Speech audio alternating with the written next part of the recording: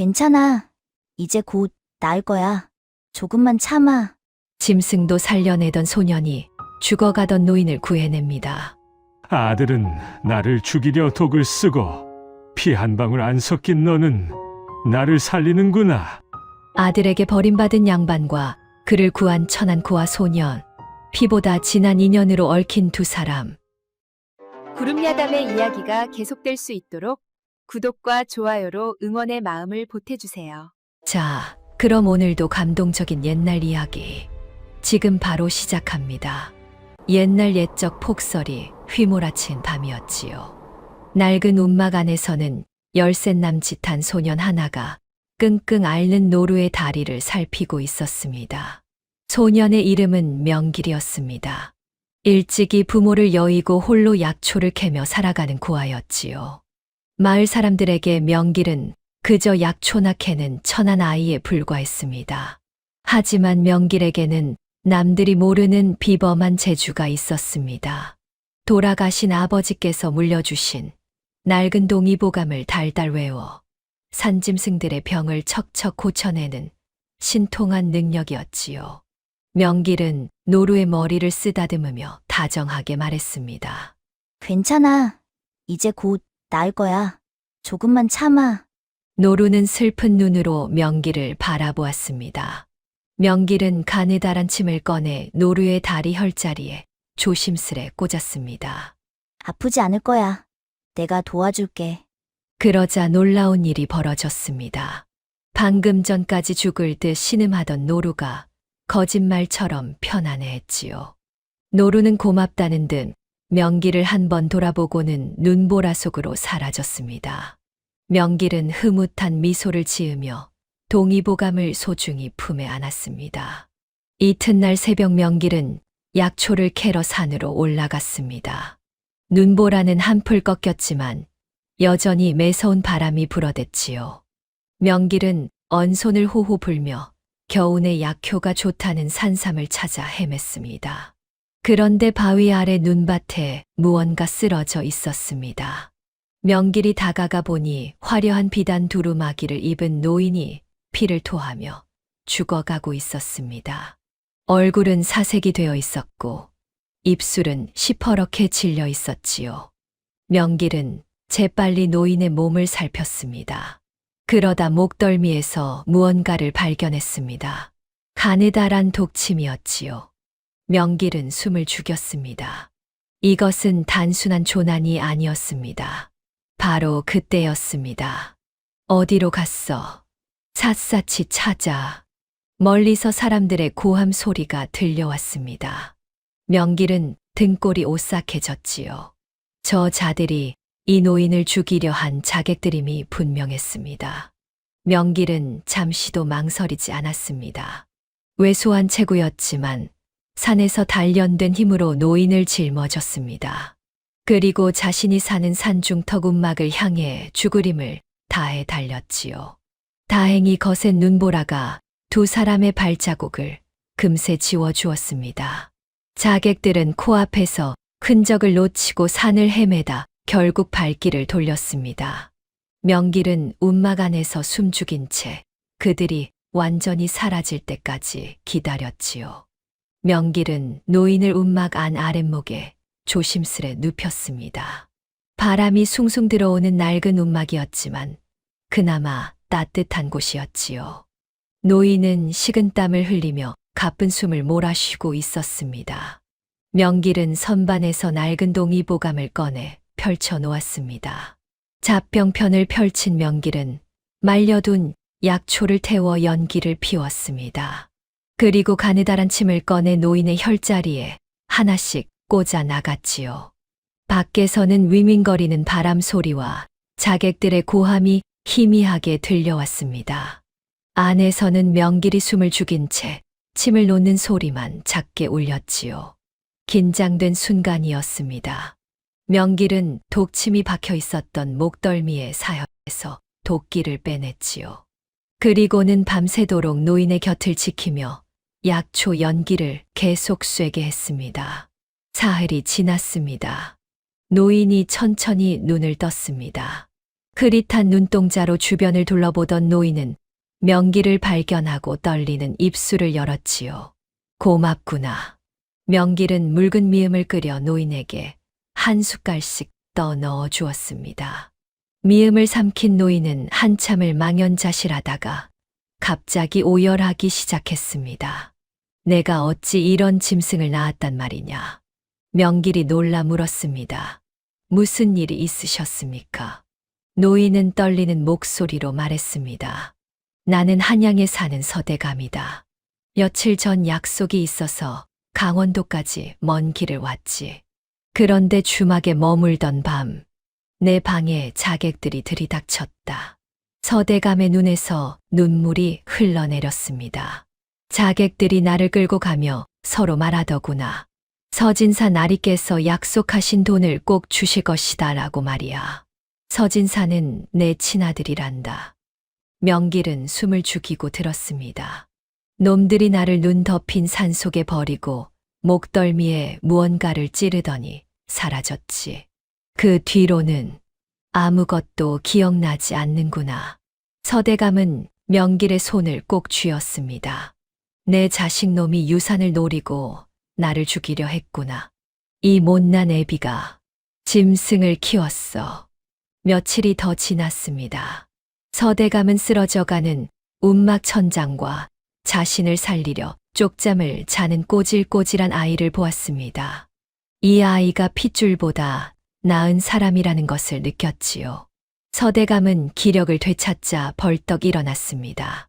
당장 관하로 가야겠다. 그 놈을 잡아 가두어야 해.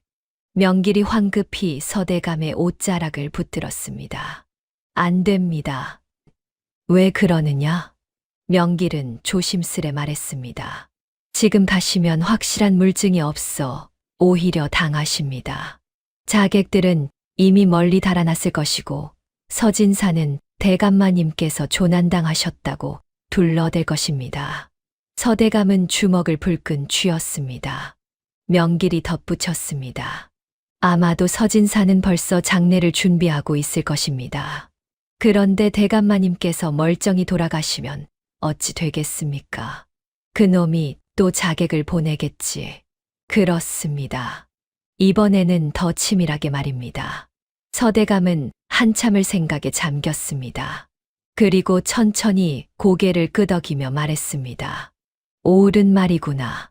그렇다면 내 아들 놈의 본색을 만천하에 드러내야겠다. 서대감은 명길의 손을 꽉 잡았습니다. 명길아, 잘 들어라. 내 아들이 나를 죽이려 했다. 지금 내가 제정신인 걸 들키면 너와 나 둘 다 죽은 목숨이다. 명길은 숨을 죽이고 들었습니다. 오늘부터 나는 미친 노인네가 될 테니 너는 바보가 되어다오. 그래야 그놈의 경계심을 풀고 확실한 증거를 잡을 수 있단다. 명길은 고개를 끄덕였습니다. 알겠습니다. 제가 꼭 지켜드리겠습니다. 서대감은 명길을 꼭 껴안았습니다. 며칠이 더 지나 서대감은 걸을 수 있을 만큼 기력을 되찾았습니다. 명길은 서대감을 부축하며 산을 내려와 마을에서 노새 한 마리를 빌렸습니다. 서대감은 노새 등에 올라타고 명길은 고삐를 잡고 걸었지요. 서대감의 본가에 도착했을 때는 해가 뉘엿뉘엿 지고 있었습니다. 큰 기와집 대문 앞에서 명길은 숨을 한 번 크게 들이쉬었습니다. 이제부터 연기가 시작되는 것이었지요. 대감마님이 돌아오셨습니다. 하인들이 부산스럽게 달려 나왔습니다. 곧이어 화들짝 놀란 서진사가 뛰어나왔습니다. 얼굴이 하얗게 질린 채 아버지를 바라보았지요. 어찌 살아계시는 겁니까? 서대감은 초점 없는 눈으로 허공을 바라보며 침을 질질 흘렸습니다. 헤헤, 밥 줘. 서진사의 얼굴에 안도와 경멸의 빛이 스쳤습니다. 명길이 고개를 조아리며 말했습니다. 소인은 산에서 대감마님을 주운 놈입니다. 대감마님께서 정신을 잃으셨길래 집까지 모셔다 드렸습니다. 서진사는 명길을 위아래로 훑어보았습니다. 산속에서 쓰러져 계셨는데 깨어나시더니 저런 모습이십니다. 아마도 머리를 다치신 것 같습니다.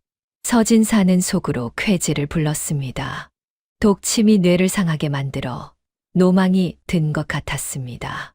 죽지는 않았지만 이렇게 된 이상 곧 죽을 것이 분명했지요. 그래, 잘했다. 너는 이름이 무엇이냐? 명길이라 합니다. 명길아, 아버지를 모셔왔으니 당분간 이 집에 머물며 아버지 시중을 들 거라. 알겠느냐? 명길은 머리를 조아렸습니다. 예, 소인 같은 천한 놈을 거두어 주시니 감사하옵니다. 서진사는 흐뭇한 미소를 지었습니다. 바보 같은 아이를 아버지 곁에 두면 감시하기에도 좋을 것이었습니다. 위험한 동거가 시작된 것이었지요. 명길은 사랑채 뒤편 작은 골방에 짐을 풀었습니다. 허름한 방이었지만 산속 움막보다는 나았습니다. 무엇보다 서대감을 가까이서 지킬 수 있다는 것이 중요했지요. 서진사는 명길을 불러 당부했습니다. 명길아, 아버지께서는 정신이 온전치 못하시다. 함부로 밖에 나가시지 못하게 하고 무슨 일이 있으면 즉시 나에게 알려라. 예, 나리. 특히 아버지께서 이상한 말씀을 하시더라도 귀담아 듣지 말 거라. 노망든 사람의 헛소리일 뿐이니까. 명길은 고개를 푹 숙이며 대답했습니다. 소인은 글도 모르는 천한 놈이라 무슨 말씀인지 알아듣지도 못하옵니다. 서진사는 만족스러운 표정을 지었습니다. 그래, 그렇게 알아라. 내가 충실히 시중을 들면 후히 상을 내리마. 낮 동안 명길은 완벽한 바보 행세를 했습니다. 밥상을 나르다 넘어지고 빗자루질을 하다 화분을 깨뜨리고 심부름을 가서는 길을 잃어버렸습니다. 하인들은 명길을 보며 혀를 찼습니다. 저런 멍청한 놈을 왜 데려왔는지 모르겠네.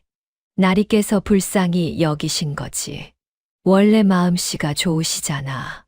명길은 헤헤 웃으며 그들의 말을 듣는 척도 하지 않았습니다.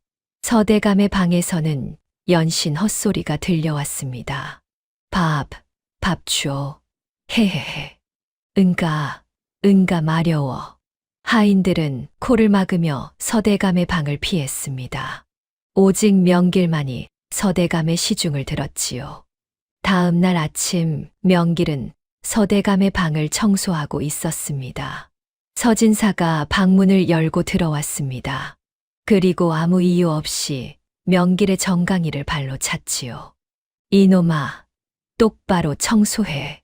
명길은 바보인 척 연기하며 바닥에 넘어지고는 헤헤 웃었습니다. 서진사는 코웃음을 치며 나갔습니다. 저녁 무렵 명길은 마당을 쓸다가 서진사의 서재 쪽을 힐끔힐끔 살폈습니다.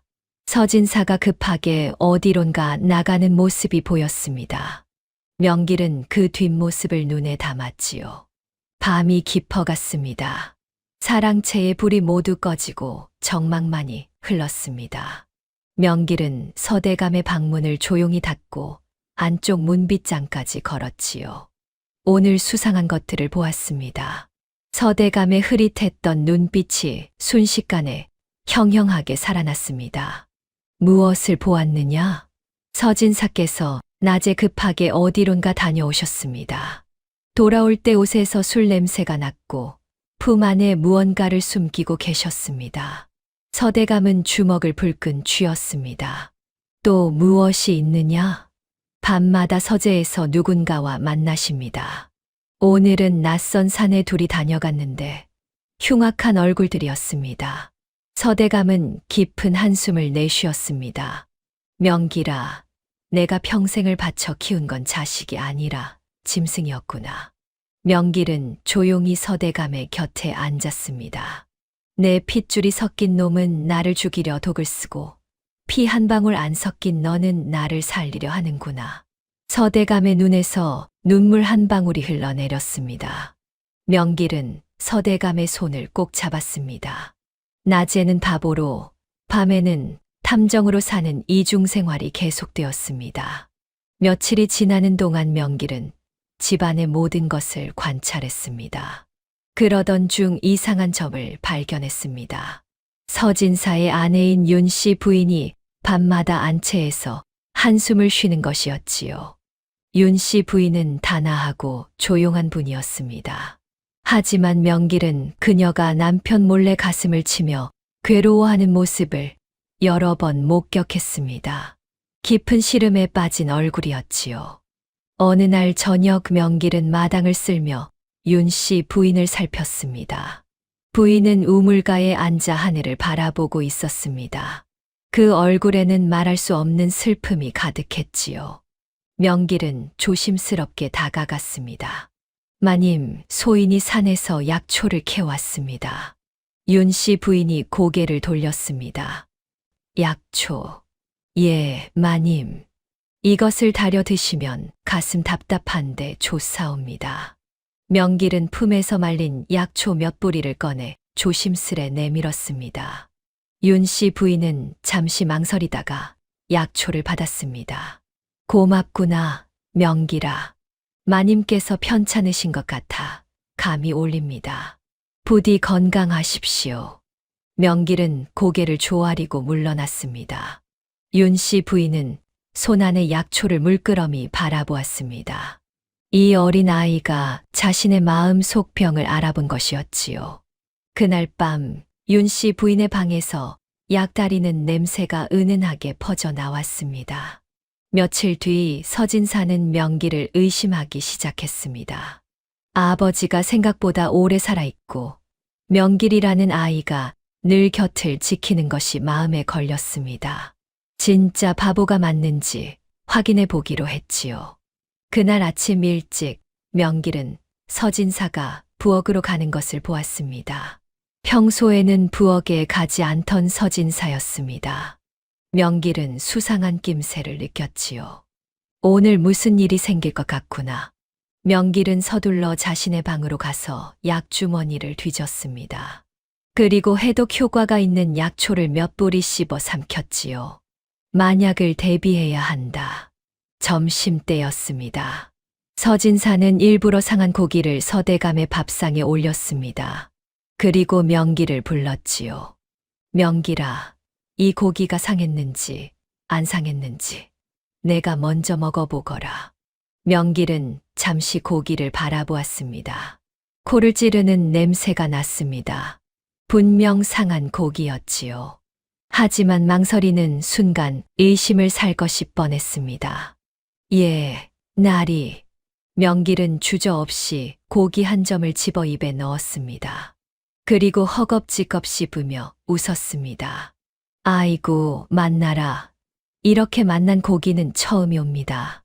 서진사는 명길의 얼굴을 찬찬히 살폈습니다. 명길은 두 번째 고기까지 집어먹으며 입맛을 다셨습니다. 조금의 망설임도 없었지요. 똥인지 된장인지도 모르는 놈이로군. 서진사는 코웃음을 치며 돌아섰습니다. 명길은 헤헤 웃으며 계속 고기를 먹는 척했습니다. 서진사의 발소리가 완전히 멀어지자 재빨리 고기를 뱉어냈지요. 아침에 먹어둔 해독제 덕분에 속이 조금 메스꺼울 뿐 큰 탈은 없었습니다. 밤이 되어 서대감에게 그날의 일을 보고했습니다. 오늘 서진사께서 저를 시험했습니다. 서대감은 명길의 손을 꼭 잡았습니다. 괜찮은 것이냐? 예, 미리 해독제를 먹어두었습니다. 아무렇지도 않습니다. 서대감은 명길의 머리를 쓰다듬었습니다. 영리한 아이로구나. 위험한 줄타기는 계속되었습니다. 며칠이 지났습니다. 명길은 마당을 쓸다가 이상한 냄새를 맡았습니다. 서진사의 서재 쪽에서 나는 냄새였지요. 그것은 비소 냄새였습니다. 명길은 산에서 약초를 캘 때 독초들도 많이 다루었기에 그 냄새를 잘 알고 있었습니다. 서재에 독약이 있다는 뜻이었지요. 왜 서재에 독약이 있는 것일까? 명길은 조심스럽게 서재 주변을 맴돌았습니다. 어느 날 저녁 서진사가 급하게 외출을 했습니다. 하인들의 수군거림을 들으니 투전판에 간다는 소리였습니다. 도박장에 간 것이었지요. 명길은 기회를 놓치지 않았습니다. 사랑채가 조용해지자 명길은 살금살금 서재로 다가갔습니다. 서재 안은 어둑했습니다. 명길은 코를 벌름거리며 독약 냄새가 나는 곳을 찾았지요. 책상 서랍, 벽장, 찬장을 뒤졌지만 아무것도 없었습니다. 바닥도 두드려보고 벽도 살펴보았지만 숨겨진 곳을 찾을 수 없었습니다. 더구나 서재 곳곳에서 서류들이 보였지만 어둠 속에서 글을 제대로 읽을 수도 없었습니다. 분명 이 안 어딘가에 독약과 증거들이 있을 텐데 명길은 한참을 더 뒤졌지만 헛수고였습니다. 그때 멀리서 발소리가 들렸습니다. 서진사가 돌아오는 것이었지요. 명길은 서둘러 서재를 빠져나왔습니다. 밤이 되어 서대감에게 보고했습니다. 서재에 독약이 숨겨져 있는 것이 분명합니다. 하지만 어디에 숨겨두었는지 찾을 수 없었습니다. 서대감은 고개를 끄덕였습니다. 그래도 수고했구나. 분명 무언가 숨기고 있다는 것만으로도 중요한 단서란다. 하인들 말로는 서진사께서 투전판을 자주 드나드신다 합니다. 그렇다면 도박과 관련된 증거도 어딘가 숨겨두었을지 모릅니다. 명길은 이를 악물었습니다. 분명 결정적인 증거가 서재 어딘가에 숨겨져 있었습니다. 하지만 그것을 찾아낼 방법이 막막했지요. 보름이 지났습니다.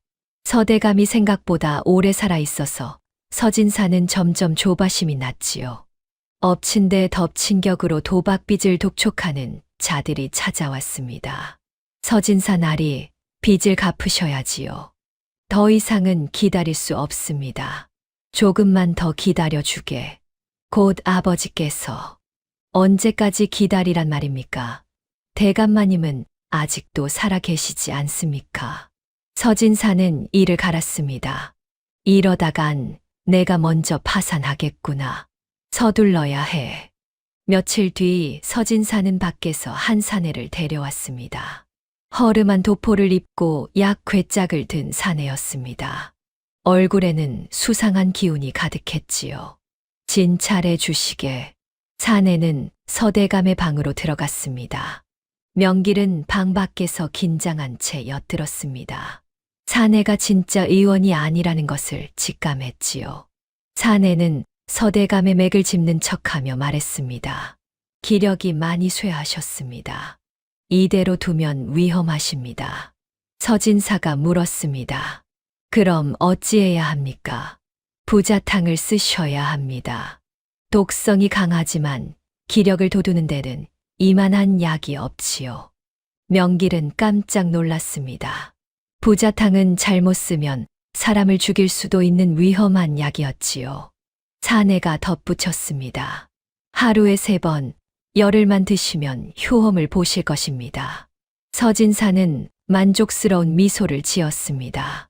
그리하시지요. 무슨 약이든 쓰겠습니다. 사내는 약 괴짝에서 약재를 꺼내 하인에게 건넸습니다. 이것을 잘 다려서 드리도록 하시오. 명길은 주먹을 불끈 쥐었습니다. 저 약을 서대감께서 드시면 며칠 안에 돌아가실 것이 분명했습니다. 막아야 했지요. 밤이 되어 서대감에게 급히 보고했습니다. 오늘 온 자는 가짜 의원입니다. 부자탕이라며 독약을 처방했습니다. 서대감은 떨리는 목소리로 물었습니다. 그럼 어찌해야 하느냐? 절대 그 약을 드시면 안 됩니다. 명길의 눈빛이 단단하게 빛났습니다. 이제 정말로 목숨을 건 싸움이 시작된 것이었습니다. 다음 날 아침 명길은 윤씨 부인을 찾아갔습니다. 부인은 안채마루에 앉아 먼 산을 바라보고 있었습니다. 여전히 깊은 시름에 잠긴 얼굴이었지요. 마님, 소인이 여쭐 말씀이 있습니다. 윤씨 부인이 고개를 돌렸습니다. 무슨 일이냐, 명길아. 명길은 조심스럽게 입을 열었습니다. 마님께서 드신 약초가 효험이 있으셨습니까? 그래, 조금은 나아진 것 같구나. 명길은 잠시 망설이다가 말했습니다. 하오나 마님의 병은 약초로는 완전히 낫지 않을 것입니다. 윤 씨 부인의 눈빛이 흔들렸습니다. 무슨 말이냐? 명길은 고개를 숙이며 조심스럽게 말을 이었습니다. 마음의 병은 약으로 못 고칩니다. 가슴 속에 묻어둔 독을 꺼내야 나아집니다. 윤 씨 부인은 입술을 깨물었습니다. 명길이 덧붙였습니다. 대감마님을 살려주십시오. 그것만이 마님의 병을 낫게 하는 길입니다. 윤 씨 부인은 깜짝 놀라 명길을 바라보았습니다. 네가 무엇을 안단 말이냐? 소인은 바보라 아무것도 모릅니다. 다만 대감마님께서 억울하게 고통받고 계시다는 것만 알 뿐입니다. 윤 씨 부인의 눈에서 눈물이 흘러내렸습니다. 사실 그녀도 남편이 무언가 음모를 꾸미고 있다는 것을 눈치채고 있었습니다. 밤마다 서재에서 수상한 자들을 만나고 도박판을 드나들고 시아버지를 천대하는 모습을 보며 마음이 찢어졌지요. 내가 무엇을 할 수 있겠느냐?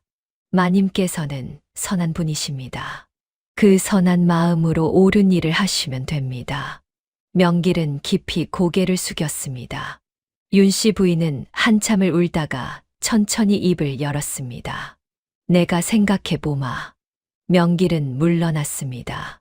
그날 밤 윤 씨 부인은 잠을 이루지 못했습니다. 남편에 대한 의리와 시아버지에 대한 도리 사이에서 깊은 갈등에 빠졌습니다. 하지만 가슴 한편에서는 이미 답을 알고 있었지요.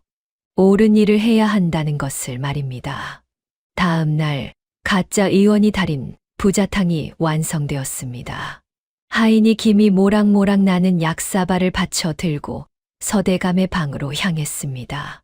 서진사도 뒤를 따랐지요. 명길은 마당에서 그 광경을 보았습니다. 안 돼. 저 약을 드시면 대감마님께서 위험하시다. 서대감의 방문이 열리고 하인이 약사발을 들고 들어가려는 순간이었습니다. 아이고.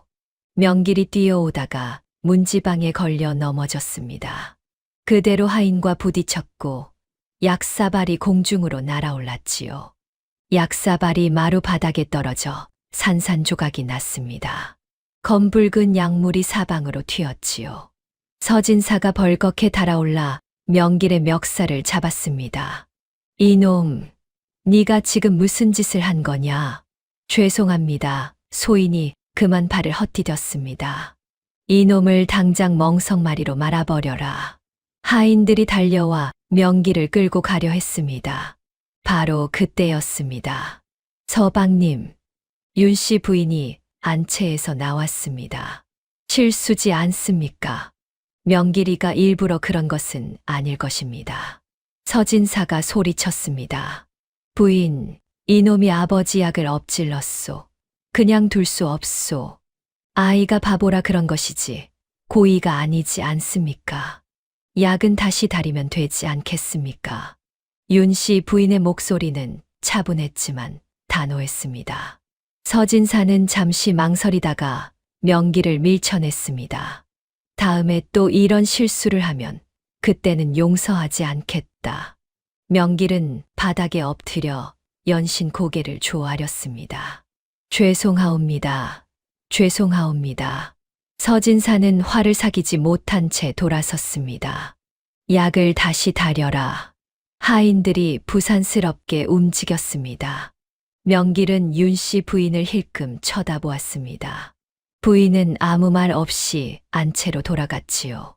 하지만 명길은 알았습니다. 윤 씨 부인이 자신의 편이 되어 주었다는 것을 말입니다. 명길은 윤 씨 부인이 자신을 도와준 뒤로 조심스럽게 그녀를 지켜보았습니다. 부인의 마음이 움직인 것은 분명했지만 과연 어떤 결심을 할지는 알 수 없었지요. 어느 날 밤 명길은 서대감의 방에서 평소처럼 시중을 들고 있었습니다. 서진사는 또다시 투전판에 나갔고 사랑채는 고요했습니다. 명길은 불안한 마음으로 밤이 깊어가기를 기다렸지요. 자정이 넘었습니다. 작은 노크 소리가 들렸습니다. 명길이 조심스럽게 문을 열자 윤 씨 부인이 서 있었습니다. 손에는 2권의 낡은 장부를 들고 있었지요. 윤 씨 부인은 떨리는 손으로 장부를 명길에게 건넸습니다. 명길아, 이것은 서재 바닥 밑에 숨겨져 있던 것이다. 명길은 장부를 받아들었습니다. 어찌 이것을 서방님이 잠든 사이 몰래 가져왔다. 윤 씨 부인의 눈에는 눈물이 고여 있었습니다. 나는 더 이상 죄악을 방관할 수 없구나. 아버님께서 억울하게 고통받으시는데 며느리로서 어찌 모른 척할 수 있겠느냐. 명길은 깊이 고개를 숙였습니다. 마님의 용기에 감사드립니다. 그때 서대감이 방 안에서 나왔습니다. 윤 씨 부인은 깜짝 놀라 서대감을 바라보았습니다. 서대감의 눈빛이 또렷했습니다. 아버님, 정신이 온전하셨습니까? 서대감은 며느리의 손을 꼭 잡았습니다. 그래, 내가 미친 척을 한 것이란다. 용서하거라. 윤 씨 부인은 그제야 모든 것을 이해했습니다. 아버님, 제가 몰랐습니다. 아니다. 네가 옳은 일을 해주었구나. 고맙다. 명길은 장부를 펼쳐보았습니다. 한 장부에는 비소를 비롯한 여러 독약들을 구매한 기록이 빼곡했습니다. 다른 장부에는 어마어마한 도박 빚이 적혀 있었지요. 이것이면 충분합니다. 서진사의 죄를 밝힐 수 있습니다. 윤 씨 부인이 조심스럽게 물었습니다. 아버님, 이제 어찌 하실 생각이십니까? 때를 기다려야 한다. 명길이 고개를 끄덕였습니다. 이제 마지막 한 수만 남은 것이었지요. 서대감의 환갑날이 다가왔습니다.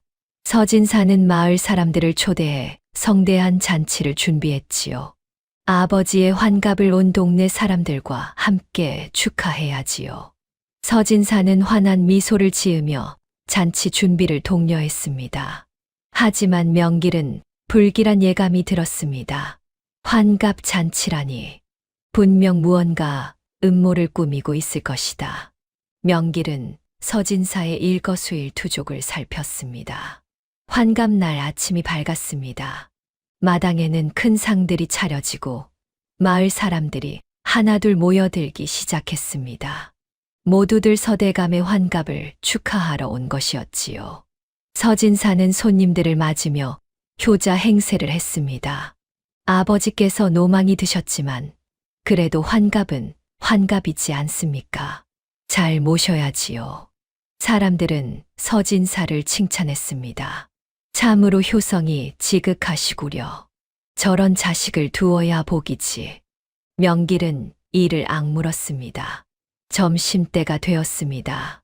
서진사가 명길을 불렀습니다. 명길아, 너가 헛간에 가서 술독을 정리해라. 손님들께 드릴 술이 부족하구나. 예, 나리. 명길은 이상한 낌새를 느꼈지만 헛간으로 향했습니다. 헛간에 들어서는 순간이었습니다. 철컥. 뒤에서 문이 닫히고 자물쇠가 채워지는 소리가 들렸습니다. 나리, 나리. 명길이 문을 두드렸지만 아무 대답이 없었습니다. 서진사의 차가운 목소리만 들려왔습니다. 오늘은 중요한 날이니 네가 실수할까봐 가두어 두는 것이다. 잔치가 끝날 때까지 거기 있거라. 명길은 등골이 오싹해졌습니다. 오늘 대감마님을 해칠 생각이구나. 밖에서는 잔치 분위기가 무르익어 갔습니다. 악사들이 풍악을 울리고 사람들이 웃고 떠들었습니다. 서대감은 마루에 앉아 멍하니 허공을 바라보고 있었지요. 서진사는 부엌에서 특별히 준비한 술병을 꺼냈습니다. 그 술에는 치사량의 독이 타져 있었습니다. 많은 사람들이 보는 앞에서 아버지가 술을 마시고 자연스럽게 죽게 만들 계획이었지요. 명길은 헛간 안에서 필사적으로 탈출구를 찾았습니다. 시간이 흘러갔습니다. 잔치는 절정으로 치달았고 곧 축배를 들 시간이 다가왔습니다. 명길은 헛간 안을 샅샅이 뒤졌습니다. 문은 두꺼운 나무로 되어 있었고 자물쇠는 튼튼했습니다. 힘으로는 도저히 열 수 없었지요. 어떻게든 나가야 한다. 대감마님께서 위험하시다. 명길은 헛간 구석구석을 살폈습니다. 다행히 헛간 안에는 농기구들이 있었습니다. 낡은 괭이와 삽이 보였지요. 명길은 바닥을 살펴보았습니다. 오래된 헛간이라 바닥에 흙이 파인 곳이 있었습니다. 여기다. 명길은 괭이를 들고 흙을 파기 시작했습니다. 괭이질을 하며 흙을 퍼냈습니다. 그리고 삽으로 파는 흙을 옆으로 치웠지요. 밖에서는 잔치 소리가 점점 커졌습니다. 자, 이제 축배를 드릴 시간입니다. 서진사의 목소리가 들렸습니다. 명길은 더욱 미친 듯이 흙을 파냈습니다. 한 자, 두 자. 구멍이 점점 깊어졌습니다. 명길은 왜소한 몸집을 이용해 간신히 구멍 속으로 몸을 밀어 넣었습니다. 온몸이 흙투성이가 되었지요. 헛간 바닥 아래로 기어나간 명길은 숨을 헐떡이며 일어났습니다. 그리고 마당을 향해 미친 듯이 달렸습니다. 마당에서는 서진사가 하인에게 말하고 있었습니다. 이 술은 특별히 준비한 것이니 아버지께만 드려라.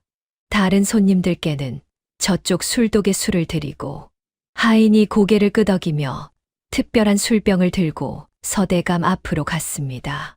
서진사는 환한 미소로 말했습니다. 아버지, 환갑을 진심으로 축하드립니다. 가장 좋은 술로 축배를 올리십시오. 마을 사람들이 모두 박수를 쳤습니다. 만수무강하십시오. 하인이 서대감의 술잔에 독주를 따랐습니다. 서대감은 멍한 눈빛으로 술잔을 받아들었습니다. 그리고 천천히 입으로 가져갔지요. 바로 그때였습니다. 안 됩니다. 흙투성이가 된 명길이 뛰어들어 상을 발로 차 엎어버렸습니다. 술병과 음식들이 사방으로 흩어졌습니다. 사람들이 놀라 소리쳤습니다. 저게 무슨 짓이냐? 미친놈이 날뛴다. 서진사가 벌겋게 달아올라 명길의 멱살을 잡았습니다. 이놈, 네가 어떻게 헛간에서 나왔느냐? 그때 마당 한 구석에 있던 개 한 마리가 엎질러진 술을 핥았습니다. 잠시 후 개가 비명을 지르며 쓰러졌습니다. 거품을 물고 경련하더니 그 자리에서 죽어버렸지요. 사람들이 경악했습니다. 술에 독이 들었구나. 명길이 외쳤습니다. 이 독은 천천히 퍼지는 독입니다. 대감마님께서 드셨다면 한 식경쯤 뒤에 방에서 조용히 돌아가셨을 것입니다. 좌중이 술렁이기 시작했습니다. 사람들은 죽은 개를 보며 웅성거렸습니다. 대감마님께서 그 술을 드셨다면 큰일 날 뻔했구나. 서진사는 창백한 얼굴로 뒤로 물러섰습니다. 그때 마을의 한 어른이 나섰습니다. 진사나리, 이 술은 어디서 구하셨소? 저기 주막에서 사온 것입니다. 주막 주인이 잘못 빚었나 보. 서진사는 급히 변명했습니다. 명길이 나섰습니다. 거짓말입니다. 이 술은 나리께서 직접 부엌에서 가져오신 것입니다. 뭐라고? 이놈이 감히. 서진사가 명길을 향해 주먹을 휘둘렀습니다. 명길은 쓰러졌지만 다시 일어나 외쳤지요. 나리께서는 대감마님을 해치려 하셨습니다. 사람들이 술렁였습니다. 서진사는 당황한 기색을 감추며 소리쳤습니다. 이놈이 미쳤구나. 내가 왜 아버지를 해치려 하겠느냐. 증거가 있습니다.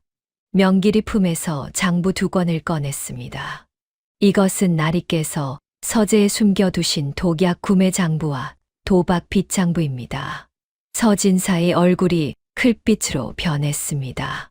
그것을 어떻게... 사람들이 장부를 둘러싸고 모여들었습니다. 그를 아는 이들이 장부를 펼쳐보더니 경악했습니다. 여기 온갖 독약을 산 기록이 있소. 도박 빚이 1000냥이 넘는구려. 서진사는 뒤로 물러서며 소리쳤습니다. 그것은 누명이요. 저 바보놈이 꾸며낸 것이요. 그때 윤 씨 부인이 안채에서 나왔습니다. 서방님, 윤 씨 부인의 목소리는 떨렸지만 단호했습니다. 그 장부는 제가 직접 서재에서 가져온 것입니다. 부인, 당신까지. 서진사는 눈이 뒤집혔습니다. 다들 나를 모함하는구나. 내가 무슨 죄를 지었다고. 사람들은 서진사를 의심의 눈초리로 바라보았습니다. 그때 서대감이 천천히 자리에서 일어났습니다. 멍하던 눈빛이 사라지고 형형한 빛이 눈에 담겼습니다. 침을 흘리던 입이 다물어지고 흐트러졌던 자세가 바로 잡혔지요. 아버지. 서진사는 믿을 수 없다는 표정으로 아버지를 바라보았습니다. 서대감은 위험 있는 목소리로 말했습니다. 네, 이놈. 좌중이 숨을 죽였습니다.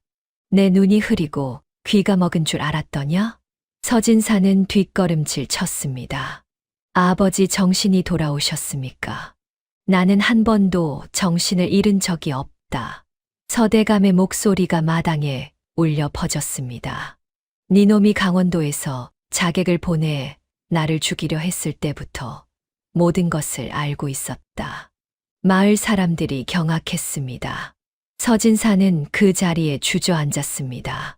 모든 것이 끝났다는 것을 깨달은 것이었지요.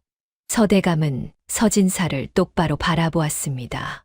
내가 흘린 침은 연기였으나 니놈이 흘려야 할 눈물은 진짜여야 할 것이다. 서진사는 바닥에 엎드렸습니다. 아버지, 잘못했습니다. 용서해 주십시오. 용서라고? 서대감의 목소리가 차갑게 식었습니다. 니놈은 친아버지를 죽이려 했다. 자객을 보내 산속에 버리고 독침을 놓아 죽이려 했지. 그것도 모자라 집으로 돌아온 나에게 독약을 먹이려 했구나. 마을 사람들이 분노했습니다. 천하에 이런 폐륜이 있단 말이오. 짐승만도 못한 놈이로구나. 명길이 나섰습니다. 강원도 주막에서 대감마님을 납치한 자객들이 분명 있을 것입니다. 그들을 찾으면 서진사의 사주를 받았다는 증언을 들을 수 있을 것입니다. 서대감이 고개를 끄덕였습니다. 그리고 이 가짜 의원도 잡아들여야 한다. 부자탕이라며 독약을 처방한 자 말이다. 윤 씨 부인이 말했습니다. 그 의원은 사흘 전에도 다녀갔습니다. 서방님과 은밀히 이야기를 나누는 것을 보았습니다. 증거는 차곡차곡 쌓여갔습니다. 서진사는 완전히 무너졌습니다. 아버지, 저는 빚에 쪼들려서 어쩔 수 없었습니다. 빚이 무서워 아버지를 죽이려 했단 말이냐? 서대감은 고개를 저었습니다. 니놈은 내 아들이 아니다. 짐승이다. 마을의 어른 하나가 나섰습니다. 대감마님, 이 일은 관아에 알려야 합니다. 당장 관아에 고발하시지요. 서대감이 고개를 끄덕였습니다. 그리하겠소. 하늘이 내린 벌을 받게 해야겠소. 명길은 장부를 꼭 쥐었습니다. 드디어 서진사의 죄가 만천하에 드러난 것이었습니다. 수많은 밤을 바보 행세하며 견딘 보람이 있었지요. 서진사는 바닥에 엎드린 채 울부짖었습니다. 하지만 아무도 그를 불쌍히 여기지 않았습니다. 스스로 자초한 일이었으니까요. 환갑잔치는 참담한 심판의 자리로 변했습니다. 효자 행세를 하던 서진사의 가면이 완전히 벗겨진 것이었지요. 서대감은 관아로 향했습니다. 명길과 윤씨 부인도 함께였습니다. 손에는 독약 구매 장부와 도박 빚장부를 들고 있었지요. 사또는 서대감의 이야기를 듣고 크게 놀랐습니다. 이런 폐륜이 있단 말이오? 친아버지를 독살하려 했다니. 윤씨 부인은 장부들을 내밀었습니다. 이것은 서재에 숨겨둔 독약 구매 장부와 도박 빚장부입니다. 사또는 장부를 살펴보았습니다. 분명한 증거로구려. 그리고 환갑잔치에서 독주를 올리려 한 일도 여러 증인이 있지 않습니까? 서대감이 말했습니다. 그렇습니다. 마을 사람들이 모두 보았습니다. 사또는 즉시 포졸들을 보내 서진사를 잡아오게 했습니다. 며칠 뒤 강원도에서도 소식이 왔습니다. 주막 주인의 증언으로 서진사가 고용한 자객 둘이 잡혔습니다. 서진사께서 은자 100냥을 주시며 대감마님을 산속에 버리고 독침을 놓으라 하셨습니다. 가짜 의원도 잡혔습니다. 서진사께서 저에게 부자탕으로 위장한 독약을 만들어 달라고 하셨습니다. 은자 5열량을 주셨습니다. 증거와 증언이 모두 모였습니다. 사또는 엄중한 표정으로 말했습니다. 서진사는 친부를 살해하려 한 대역죄인이다. 이는 유교의 근본인 효를 저버린 극악무도한 죄인이라. 사또 나리, 서대감이 떨리는 목소리로 말했습니다. 법대로 하십시오. 비록 제 친자식이지만 저지른 죄가 너무도 크옵니다. 서대감의 눈에는 눈물이 고여 있었습니다. 사또가 판결을 선고했습니다. 서진사는 친부 살해 미수죄로 참수형에 처한다. 서진사는 땅바닥에 엎드렸습니다. 아버지, 용서해 주십시오. 제가 잘못했습니다. 서대감은 차가운 표정으로 돌아서려 했지만 발이 떨어지지 않았습니다. 명길이 그 모습을 보았습니다.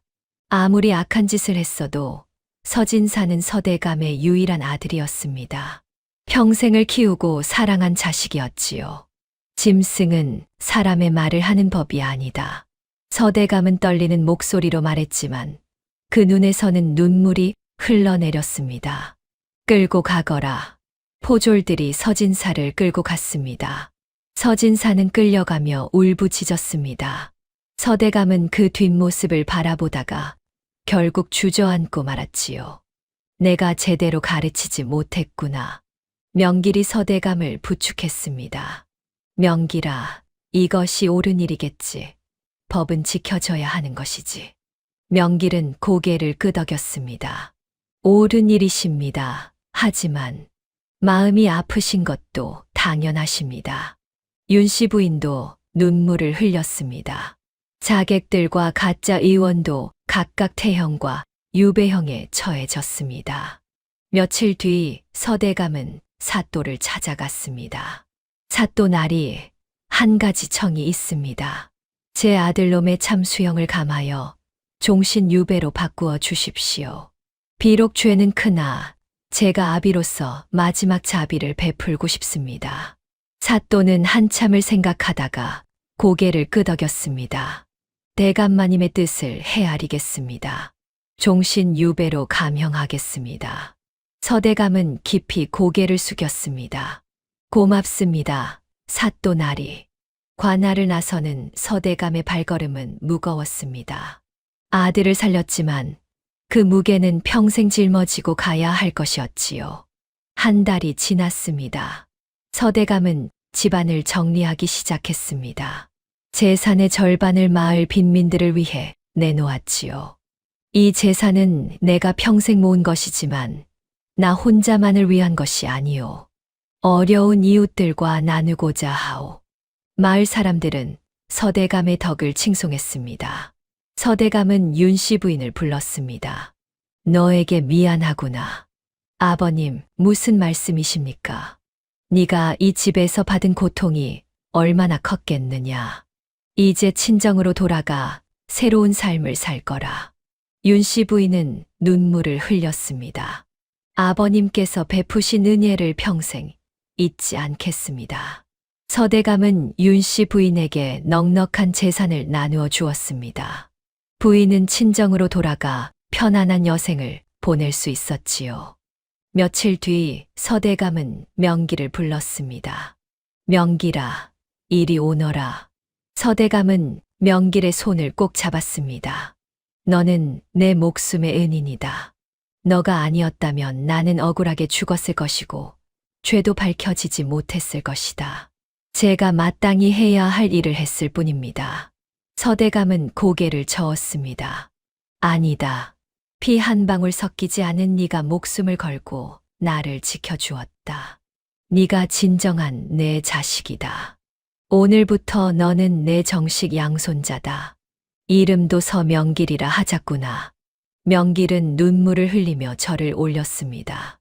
세월이 흘렀습니다. 10년이 지난 어느 봄날, 한양의 한 의원에는 환자들이 줄을 서 있었습니다. 서명길 의원께서는 신이라 불릴 만하십니다. 그렇지요.